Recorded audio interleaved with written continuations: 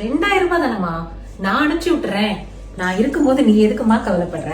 ஏங்க ஒரு 2000 ரூபாய் அம்மாக்கு போட்டு விடுங்க. யாருக்கிட்ட காசு இருக்கு? என்ன விளையாடுறியா? காசு யார்கிட்ட இருக்கா? ஓயாம காசு கிட்ட யாருக்கிட்ட இருக்கும்? கல்யாணத்தப்ப நீங்க என்ன சொன்னீங்க?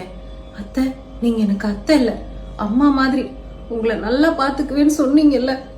எங்க அம்மா கஷ்டப்படும் போது ஒரு அவசரத்துக்கு கூட உதவி செய்ய மாட்டீங்க.